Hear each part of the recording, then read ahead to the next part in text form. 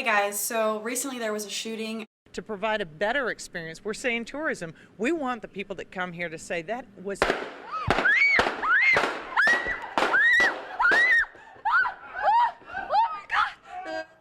Okay, not sure what happened there. We will, of course, let you know as soon as we find out what those sounds were from.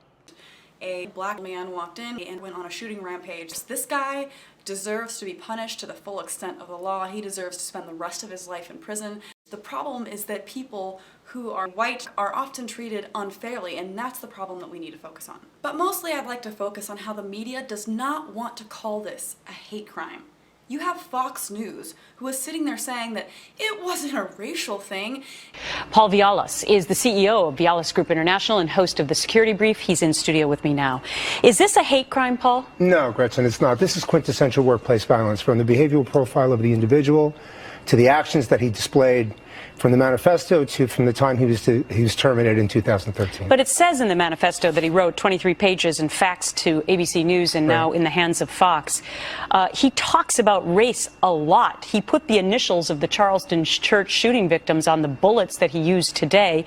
He praised the Virginia Tech mass killer, the Columbine High School killers, says he was being attacked for being a gay black man. He shot 3 white people today. Right. Why is that not a hate crime? Well, because of the fact that the workplace violence offender is clearly delusional. They make up their own sense of reality, and they struggle with their sense of identity. So they don't like who they are. They make up something that will envision them as a victim, as the quintessential victim. It's the finger pointing.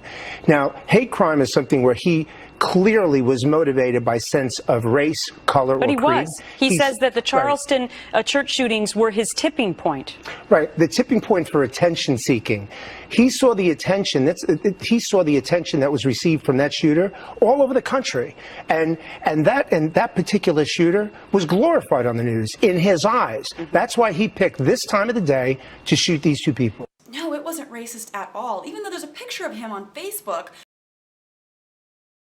he was racist. People were shot to death by a racist black guy who hated them because they were white. But let's not call it a hate crime. Also consider the area where this happened. I mean, it's a very racist area. That is not okay. But we don't do shit about this. We don't want to recognize a real problem where it clearly exists. So you know what?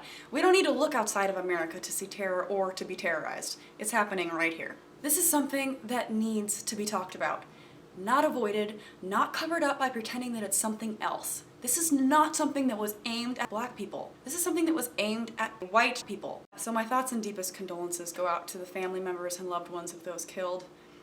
I'm really sorry that we live in a time still where stuff like this happens. It's completely unacceptable, and I hope that we can make a change to preventing things like this from happening again. And it's probably going to take a lot of work to get there, but in my opinion, the first step and the most important step is admitting, finally, there is still a huge problem with racism in America.